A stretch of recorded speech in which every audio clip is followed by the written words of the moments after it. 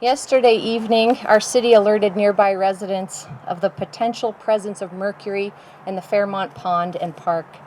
As I said last night, there is no reason for us to believe that there is a risk to public health, and that our closure of the pond is just out of an abundance of caution to ensure the safety of our residents.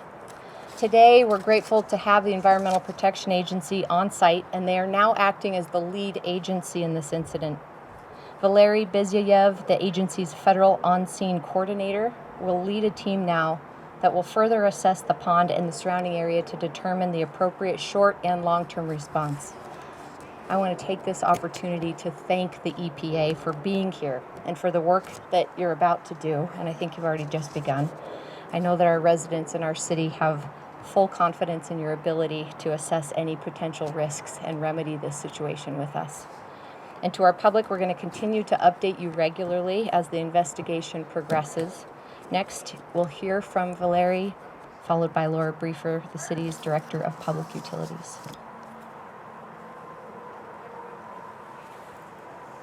Hey everyone, my name is Valeriy Bizyayev. I'm a U.S. Federal On-Scene Coordinator for EPA out of Denver, right? So I'm from Region 8. And so just to kind of give you an insight of what our role is here today. So we were brought on by the state of Utah per the request of Salt Lake City to help them kind of assess the situation. So, we've kind of taken some forward steps working with all our local partners. A lot of it is right now we're still kind of in the assessment phase. And so we're still trying to figure out, what happened, kind of why it happened. There are other factors that are kind of in play, but we're really still doing assessment. We're still continuing to do testing and things of that nature, just like everything that was said by the mayor.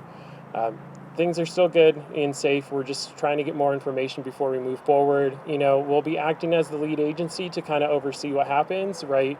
Over the next couple of days, we're hoping to get more information as sampling results come in, and that, we do have federal assets being deployed to the area. And what that means is just support staff to help me get a better understanding of the area and the characterization of the site.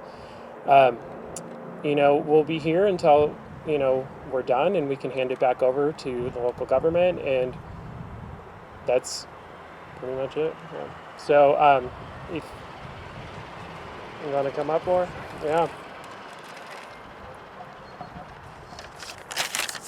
Thank you, Valeriy and Mayor. Take my mask off for this. I'm Laura Briefer. I'm the Director of Salt Lake City's Department of Public Utilities. We have responsibilities with respect to water quality and drinking water, as you know.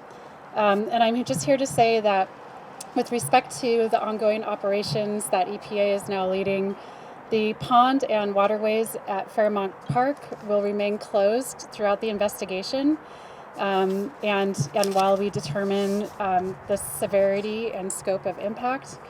I also want to reiterate that our drinking water system is not impacted.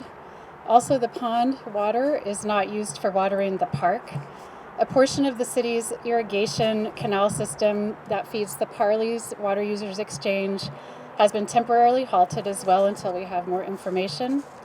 And then I'd like to reiterate our appreciation for the mayor, our city council, the EPA for coming to support us here and lead this investigation, and our collaborators with the Utah Department of Environmental Quality, Salt Lake County Health Department, and all of the various city departments that are involved. Thank you very much, and we will take questions now. What if a person were to jump into this? Yeah. That would obviously be very bad. So what kind of symptoms would they have? What kind of danger is that? Sure. And why is this being taken so seriously? That's a great question. I'm going to turn that over to Valeriy here.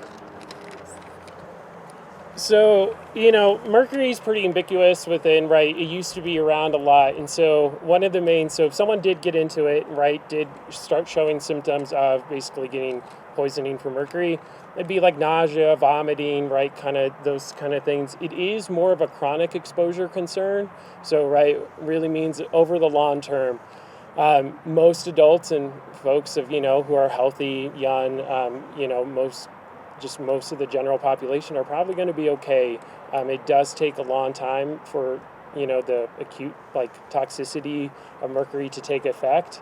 It mainly affects children, and probably older adults, susceptible populations. It's kind of, have you guys ever heard of lead poisoning and heavy metals and things of that nature? It's very the same and similar to kind of those kind of exposure pathways, and things that you would see are pretty characteristic of it. That being said, elemental mercury, which we don't know what kind of mercury this is yet. We still have to do some additional testing to figure out speciation and some other forms. Right, you can get acutely poisoned from it, but you would have to do a large ingestion or a large inhalation amount of it, right? So if you're in an enclosed space with a lot of elemental, actual beating that you would see. Yeah. Any idea of the source yet? No, so we don't know what the source is yet, and that's part of the investigation, right? So it's an urban area, it's an urban environment, it's also a public park, so we don't know where it came from. There are a couple of things that we're looking into, trying to get some additional data, and that's part of what this later this evening will be, and probably tomorrow afternoon, is just trying to figure out where it came from. There's probably hundreds of sources that it could potentially be, but we'll try to figure it out, right? But we may never know, honestly.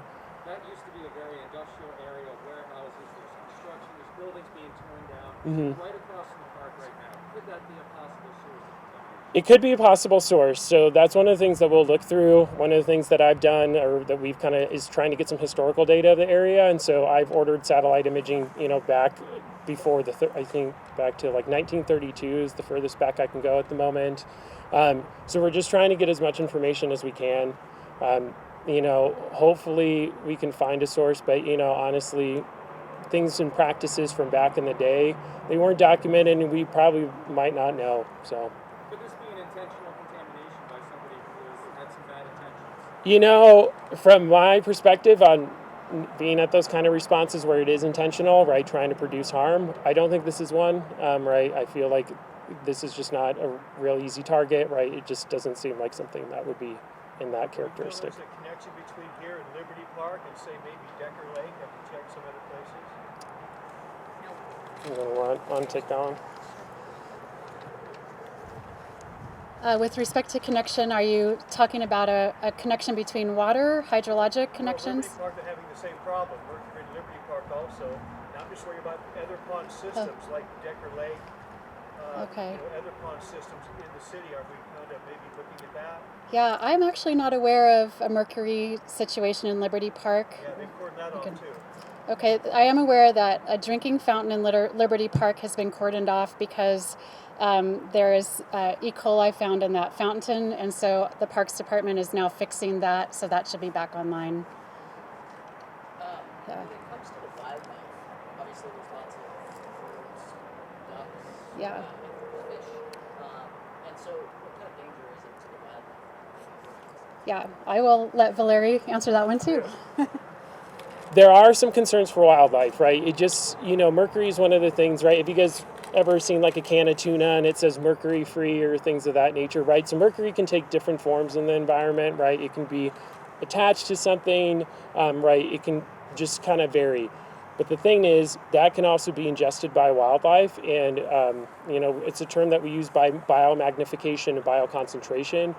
If a fish is eating something, it will eventually start to build up into its tissues and sort of thing. So that is something that we look at, right? And so there were some reported fish that might have died, but that's probably not from this. The mercury levels, right, they are elevated above what we're concerned about, what we want to look into and start to investigate. But I don't know if it's enough to be an acute, toxicity to any wildlife. And fish usually are the first indicators, right? Higher kind of species and things like birds and avian, it takes longer for them to be affected by it. So I would say for now, there's probably no concern for wildlife, but that could change if we find something. Yeah. And what was your other question?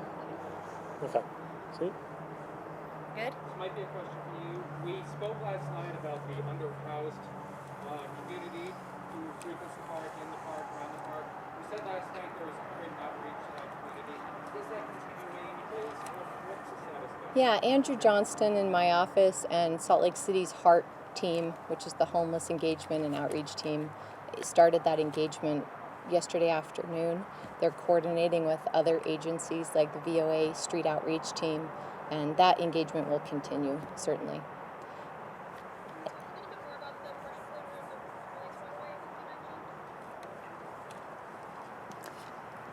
I'm going to grab my fan. Yes, I can. The waterway I'm talking about is part of the city's old canal system, the Parley's Water Users Exchange. And most of the water that comes into that system is from Utah Lake. It's transported via the Jordan Salt Lake Canal basically from the Utah Lake all the way up to the downtown Salt Lake City. There is a pathway for this water to enter into that system. And so out of an abundance of precautions, we're not doing water deliveries through that system till we have more information. Is there, I mean, I imagine that there's already testing being done at that side of the source. Are you testing to make sure that water is? Yeah, we're going to be testing here first and see what we find. If it looks like there is, high contamination, for instance, we would start stepping out into the system. If the results turn out to be, pretty low or non-existent, then we may still do a test out in the system just to confirm. So. What are the next steps? What happens now? Yeah. I mean, Valeriy, yeah.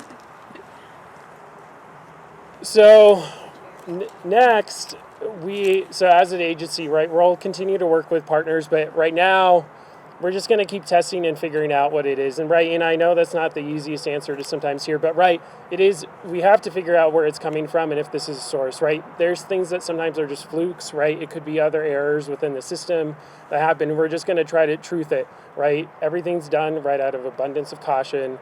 We're just trying to be protective. But we'll continue to test and monitor. And if it proves that there is mercury within the pond area and there's probably some upper source, we will try to figure out where the source of contamination is first, so we'll continue to do that. But while I try to figure out where it's coming from, I'll also start addressing the pond.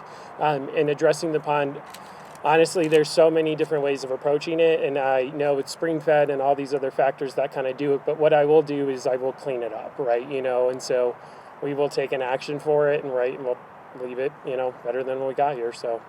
Yep. Cool. Thank you. Thank you. I was wondering because something unusual happened. I had an assignment about 3 weekends ago to go check out Fairmont Park. Possibility that there was some kind of contamination there. I went and there was no trace of any public officials there or anything. I just reported back to my assignment editors that I didn't find anything. How long ago were you alerted that there may be something there, and wondered why this thing happened to me? That someone Do you want to answer that? Something going on. So on August 20th, we had a report of a sheen on Fairmont Pond, and Public Utilities did go out and do an investigation of that. We tried to find the source, and at the time, there were a couple of things happening. One, some cooking oil from a homeless encampment appeared to have entered the pond, so there was a thought that had caused the sheen.